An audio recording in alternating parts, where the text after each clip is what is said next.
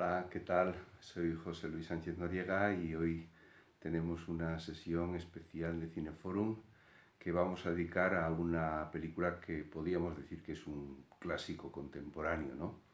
O me refiero a Fargo de los hermanos Joel y Ethan Coen. Los hermanos Coen son dos cineastas de las parejas, de hermanos cineastas, que ya hay casi una tradición desde los Lumière, ¿no? Desde los Lumière, inventores del cine, los hijos de Antoine Lumière de Lyon, que ya eran hermanos, hasta los hermanos Dardenne, los belgas que hacen este cine realista social, los hermanos Taviani en Italia, que también han hecho a la limón, ¿no? Porque hay otros hermanos cineastas en otros países, yo que sé, David y Fernando Trueba, pero han hecho películas por separado, o a lo mejor han colaborado juntos, pero no son como el caso de los hermanos Coen, que son cineastas, digamos, que los dos hacen la tarea de escribir y dirigir. De hecho, en Estados Unidos la normativa impedía que figuraran dos directores y entonces iban alternándose o uno figuraba siempre como director y otro como productor o como guionista. En fin, sin embargo, cuando se ha permitido ya que firmen los dos, pues han firmado los dos. Los hermanos Coen tienen una trayectoria importante, al menos tienen unas 15 películas que están muy bien, de las cuales solamente quería yo citar ahora pues 4 o 5 títulos. La primera, que fue una comedia sorprendente, Arizona Baby, de 1987, la primera, diríamos, un poco importante. Antes tienen Sangre Fácil, que es una película más complicada. Una película que me gusta a mí mucho, mucho, que es de tema gangsteril, con un gángster divertido, porque es un tipo, en fin, un taponcito, bajito, rechoncho, ignorante, que siempre habla de la cuestión moral y en su boca hablar de cuestión moral, en fin, es un poco... Y es Muerte entre las flores. Muerte entre las flores es una película espléndida, con una ambientación magnífica.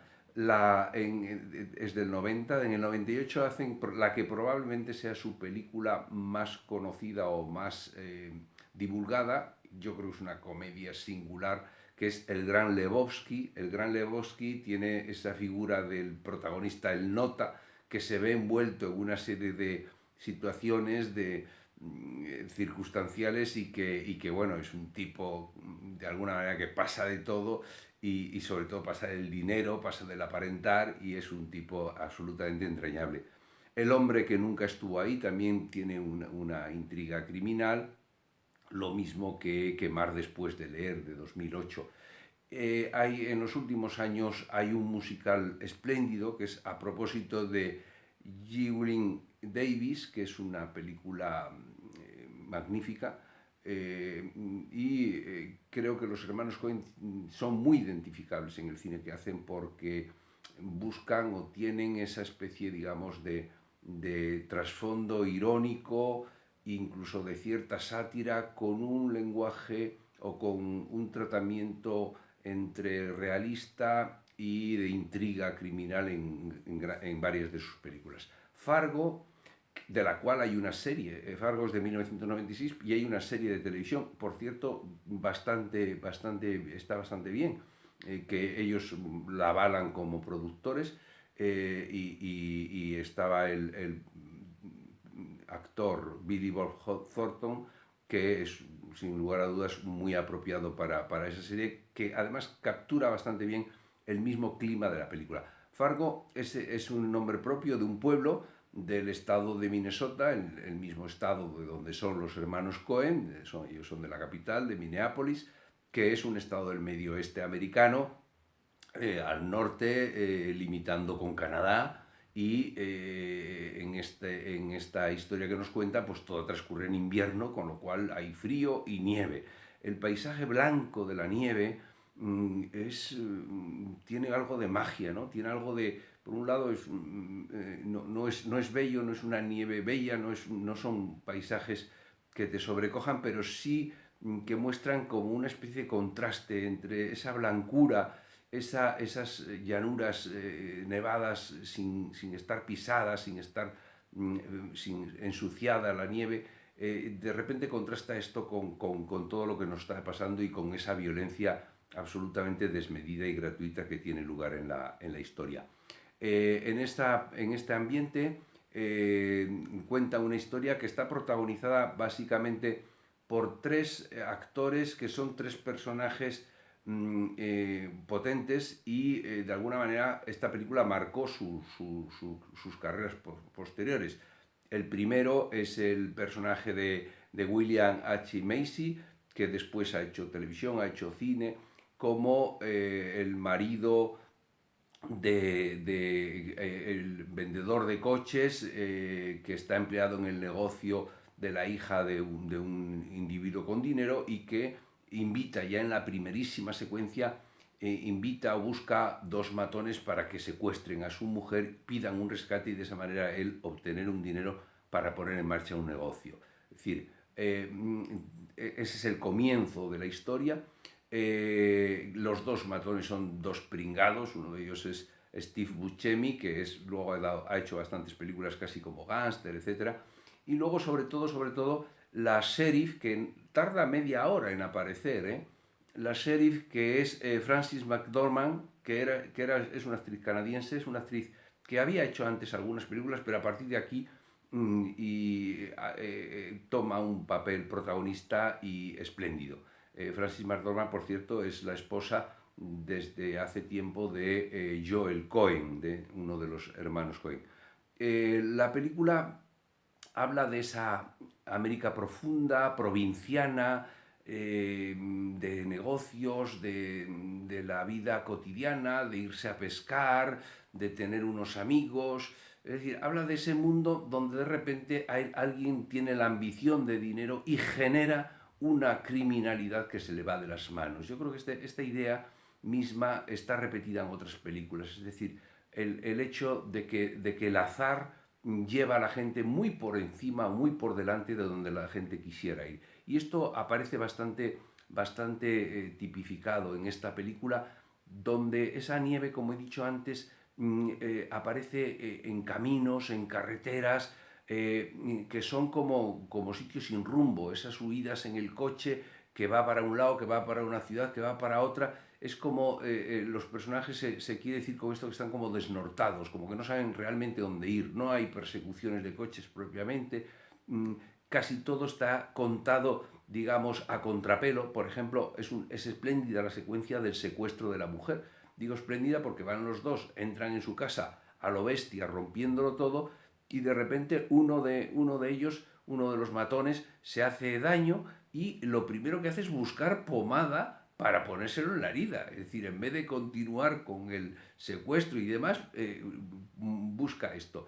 Curiosamente, irrumpen, tienen que destrozar la puerta del baño donde se ha refugiado la protagonista, la mujer que va a ser secuestrada, y cuando la abren no la ven y ven la ventana abierta. Lógicamente el otro piensa inmediatamente, los dos piensan que se ha escapado por la ventana, pero como busca la pomada, mira en el espejo, en el armarito del baño con espejo a ver si hay pomada, y justamente en el espejo del baño ve la sombra detrás de la cortina de la bañera y ve que está allí escondida. Es decir, que esa arbitrariedad de buscar la pomada es justamente lo que da la clave para que solucionen el tema al que han llegado allí. Digo esto porque realmente hay que ser ingenioso y hay que buscarle, diríamos, el azar o la arbitrariedad, incluso con un trasfondo irónico, evidentemente, y bastante humorístico, para conseguir este tipo de soluciones a las cosas. Hay mucha sátira, no hay chistes, o hay dos o tres chistes, pero además es de esto que alguien cuenta un chiste que es muy malo, ¿no?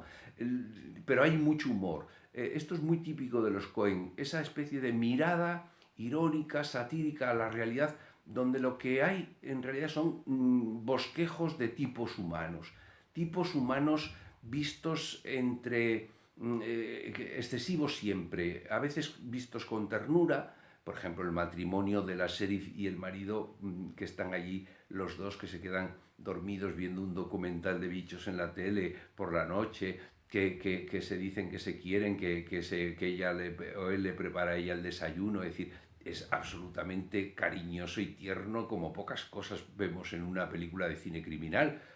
Pero luego están los dos delincuentes que han sido contratados para llevar a cabo el secuestro, que son absolutamente deleznables en todos los sentidos. Es decir, son brutos y además muy poco inteligentes, ¿no? Digo que hay estos retratos de tipos humanos que hace que al final las películas de los hermanos Coen tienen algo del gran teatro del mundo, con esas contradicciones, con esos excesos, con esas mascaradas, que hace que la realidad sea vista como con esa caricatura o con esa exageración, esa hipérbole, que lo utiliza mucho pues para la ironía, evidentemente. Las películas siempre tienen para la violencia, quiero decir, siempre tienen ese elemento de violencia muy propio evidentemente del cine criminal, pero que aquí está exagerado. No solamente es que sea violencia gratuita, es que es gratuita y exagerada, deliberadamente exagerada, un poco a lo Tarantino también, pero yo creo que es que participan ambos, participan de ese cine, diríamos, posmoderno, que hace de la exageración y de la violencia y de la ironía, hace un estilo. Hay no avanzo el final, porque ahí en el final ya la exageración ya llega a extremos, bueno, desmedidos completamente. Pero luego también, en el fondo, la película Fargo nos habla de la debilidad del ser humano. Habla de la ambición que lleva a la locura y habla de mentes frágiles, habla de enfermedades mentales.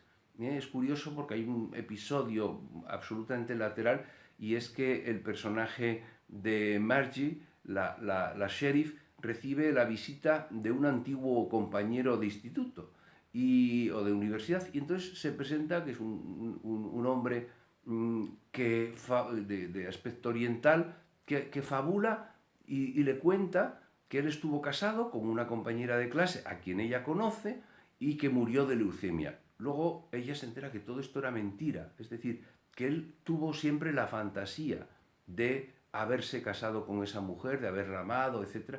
Digo esto que aparentemente es muy secundario en la película, es un episodio que dura muy poquito, porque en el fondo revela esa fragilidad mental que tienen los personajes y que afecta, por supuesto, a los dos delincuentes muy claramente, pero también yo creo que a los demás y al matrimonio protagonista del sheriff o el ayudante que tiene, que se le nota que es un hombre, pues en fin, de capacidad de deducción y de investigación pues muy limitada. Digo esto porque en el fondo los Coen al final lo que plantean en esta película es: mire usted esta vida provinciana, de rutina, de que la gente disfrute con la pesca, de que no tenga ambición.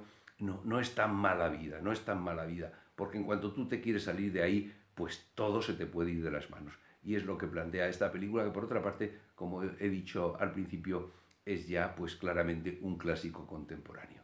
Pues nada, que disfrutéis Fargo de los hermanos Coen.